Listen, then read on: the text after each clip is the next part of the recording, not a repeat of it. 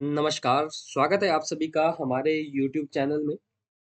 आज की इस वीडियो में हम बात करेंगे सेट एग्ज़ाम की, जिसमें हमारा सब्जेक्ट होगा पॉलिटिकल साइंस। तो जो भी लोग पॉलिटिकल साइंस सेट एग्ज़ाम इस बार दे रहे हैं एचपी सेट, उन लोगों के लिए ये वीडियो काफ़ी फ़ायदेमंद रहने वाली है। तो दोस्तों, वीडियो स्टार्ट करने से पहले मैं 2-3 चीज़ें आपके सामने रखूँगा, है ना? वीडियो लंबी नहीं करूँगा, छोटी-सी वीडियो, कोशिश करूँगा कि इसी में सारी चीज़ें जो-जो मेन चीज़ें हैं, जो गलतियाँ आम तौर पर लोग करते हैं, वो ना करें। इसके लिए 4-5 मिनट ही काफ़ी है मेरे को लगता है, ठीक है। तो सबसे पहले अगर देखो, आप लोग सेट की तैयारी कर रहे हैं, अगर आपने सोचा कि मैं सेट ही दूँगा या सेट ही दूँगी, नेट का एग्ज़ाम नहीं दूँगी, है ना? नेट का एग्ज़ाम मैंने नहीं देना है, तो ये गलत है। सेट और नेट का टेस्ट जो है, आप सिलेबस देखेंगे तो सेम है। अगर आप नेट के एग्ज़ाम की तैयारी करेंगे, तो आपका सेट का सिलेबस उसमें कवर हो जाएगा। अगर आप सेट की तैयारी करेंगे तो नेट का सिलेबस आपका उसमें कवर हो जाएगा। तो प्लस पॉइंट इस बार आप मान के चलो कि हमारे आप दोनों हाथों में लड्डू है ना? नेट के एग्ज़ाम की बात करें तो नेट का आपका होता है जून-जुलाई में, है ना? मेनली जून में मान के चलिए, है ना? और सेट का मेरे को सेट का मोस्ट प्रोबेबली आपका नेट एग्ज़ाम से पहले सेट का होगा। तो नेट का मान के चलते हैं, मान के क्या चलो जुलाई को होता तो मार्च, अप्रैल, मई, ठीक है? अप्रैल या मई को आपका सेट का एग्ज़ाम होगा, ये लिख के ले लें आप, है ना? अगर नहीं हुआ, मान लो नेट के बाद भी हो जाता है, तो प्लस पॉइंट ही है ना? तैयारी तो हम दोनों की एक साथ कर रहे हैं, ये चीज़ है। पहला ये है कि सेट का अगर आप देंगे, तो साथ-साथ में आप नेट का भी दें, क्योंकि जो सेट का दे रहा है, वो क्या सोच रहा है? असिस्टेंट प्रोफ़ेसर की सोच रहा होगा ना? रिसर्च के एरिया की सोच रहा है, मतलब पीएचडी की सोच रहे होंगे आप लोग। ना नेट में भी तो यही होता है ना? तो ये चीज़ है, नेट नेशनल एलिजिबिलिटी होती है और सेट स्टेट एलिजिबिलिटी होती है ना? चलो, ये चीज़ क्योंकि जब आप सेट की तैयारी कर रहे हैं तो ये चीज़ें तो बेसिक है, ये तो आपको पता ही है ना? ठीक है। तो दूसरा है, देखो, एक होता है स्मार्ट वर्क, एक होता है हार्ड वर्क, है ना? मैं नहीं इस वीडियो में आपको सिलेबस बताऊँगा, ठीक है? लास्ट में एक बार सिलेबस आपको ऐसे दिखा भी दूँगा कि ये सिलेबस है ना? तो एक होता है स्मार्ट वर्क, एक होता है हार्ड वर्क। अब सेट के एग्ज़ाम में अगर हार्ड वर्क आप करेंगे, तो आप लोग पाए जाएँगे। आपका क्लियर एग्ज़ाम नहीं होगा, ये मैं लिख के देता हूँ, है ना? स्मार्ट वर्क, हमें स्मार्ट वर्क के साथ चलना है। सिलेबस देखेंगे पॉलिटिकल साइंस का, पेपर 1, पेपर 2। पेपर 1 में 10 यूनिट है ना? पेपर 2 में 10 यूनिट है। अब मेनली पेपर 2 पे अगर हम आ जाएँ, है ना? पेपर 2 में 10 यूनिट हैं, हर एक यूनिट में मिनिमम, मैं कह रहा हूँ मिनिमम 15 टॉपिक्स हैं। तो 15 को मल्टीप्लाई करें आप 10 से, तो 150, मतलब 150 टॉपिक आपको 2 महीने के अंदर कवर करने हैं। यानी कि 60 दिन में आपको 2 टॉपिक कवर करने हैं। मतलब मान के चलिए आप 1 दिन में 3 टॉपिक आपको पढ़ने हैं। पढ़ पाओगे क्या? भैया मास्टर्स करने होंगे, डिसर्टेशन लिखनी है, एग्ज़ाम है, कुछ और काम होंगे, है ना जी? कर पाओगे? नहीं कर पाओगे।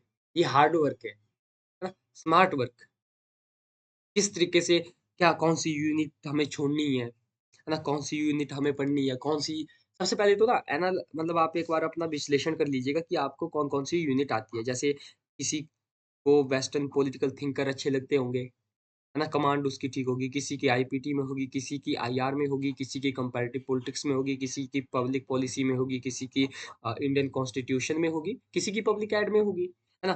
तो 10 यूनिट जो हैं, 10 यूनिट में से 3-4 ऐसी यूनिट है जिसको छोड़ा नहीं जा सकता, और 3 यूनिट ऐसी है जिसको हम छोड़ सकते हैं, है ना?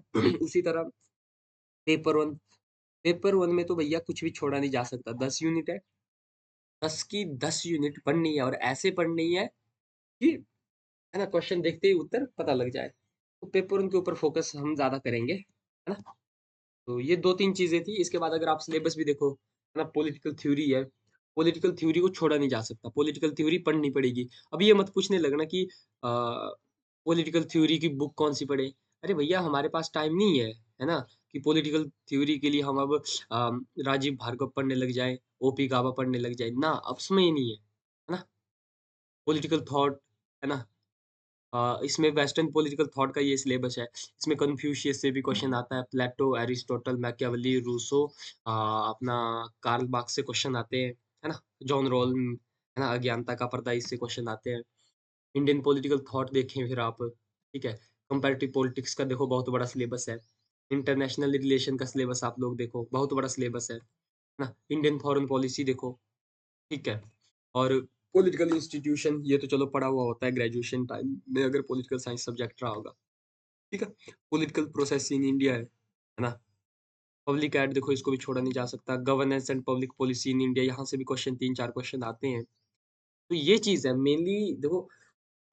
अगर एक गलती मत करना कि कोर्स खरीदने लग जाओ अब, है ना? हालाँकि अभी मैं पीछे जैसे यूट्यूब पे सर्च कर रहा था, मैं एक अनौपचारिक है ना इनफॉर्मल वे में आपके सामने आया हूँ। तो यूट्यूब पे मैंने सर्च किया एचपी सेट पॉलिटिकल साइंस। तो वहाँ पे क्या हुआ, क्वेश्चन पेपर आए पीवाईक्यू। अच्छी बात है ना? पीवाईक्यू वहाँ पे आए, आप बढ़िया अध्ययन वहाँ से कर सकते हैं। सिलेबस वाली वीडियो आई। तो कुछ कोर्स मेरे को नहीं लगता कि पॉलिटिकल साइंस सेट के लिए कोई बढ़िया सा कोर्स किसी इंस्टीट्यूशन, कोचिंग इंस्टीट्यूशन का है ना? अगर है भी, तो मैं नहीं मानता कि बढ़िया कोर्स होगा, ठीक है? अगर होगा भी अच्छी बात है, लेकिन देखो 2 महीने के लिए कोर्स लेके आपको फ़ायदा नहीं है।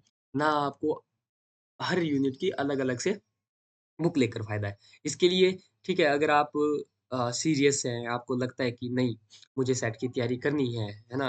असिस्टेंट प्रोफ़ेसर के लिए एलिजिबल होना है या पीएचडी मैंने करनी है। अगर आप सीरियस हैं, तो मैं डिस्क्रिप्शन में अपना नंबर दे रहा हूँ। आप वहाँ से मैसेज करें, ओनली फॉर सीरियस, है ना? क्योंकि किसी को टाइम पास करना है तो वो ना आए। जिनको टाइम सीरियस है, स्टडी मटेरियल मैं आपको दे दूँगा, ठीक है? स्टडी मटेरियल के बाद मॉक टेस्ट अगर चाहिए होगी तो मॉक टेस्ट की व्यवस्था भी हम मिलके कर लेंगे, है ना? फिर इसके अलावा बुक कौन-सी पढ़नी है ना? एक बुक है ना? उसको अगर बार-बार पढ़ेंगे तो हो जाएगा। इसके अलावा पेपर 1 कहाँ से पढ़ें, है ना जी? तो मान के चलिए 100 स्टूडेंट 1000 रखते हैं ना, ठीक है चलो। 1000 बच्चे पॉलिटिकल साइंस का सेट का पेपर देने बैठेंगे। तो 1000 में आप मान लिख के रखिए कि 1000 में लगभग-लगभग 700 मान के चलिए। 700 लोग जो है पेपर 1 को नहीं पढ़ेंगे। ये अंदर की बात आप लोगों को बता रहा हूँ, है ना? पेपर 1 700 लोग नहीं पढ़ेंगे। इसके अलावा बाकी 300 बचे ना, 300 में से 200 बच्चे क्या करेंगे? सीरियस तरीके से पेपर 1 को नहीं लेंगे, है ना? फिर बाकी जो 100 बचेंगे, 100 क्या करेंगे? पेपर 1 को बढ़िया करेंगे और इन्हीं 100 का जो होगा सिलेक्शन सेट के पेपर में सेट क्वालीफाई इन्हीं 100 लोगों का होगा। ये चीज़ है, पेपर उनकी अहमियत को समझे, है ना? ये वीडियो बनाने का यही मोटिव था कि एक बार मैं ऑडियंस जो सेट का पेपर दे रही है ना? उनको इकट्ठा करूँ और इसमें से जो नीडी हैं, जो सच में कुछ सेट को क्रैक करना चाहते हैं, वो लोग हमारे साथ जुड़े, है ना? तो फिर हम देखेंगे आगे की योजनाएँ क्या होती है, कुछ करेंगे 1-2 दिन के अंदर, आपकी फीडबैक जैसे आएगी उसके 1-2 दिन के अंदर करेंगे, आगे की योजना बनाएँगे, है ना? ठीक है, कुछ भी रहता है तो आप डिस्क्रिप्शन में नंबर है, आप हम कम्युनिकेट कर सकते हैं।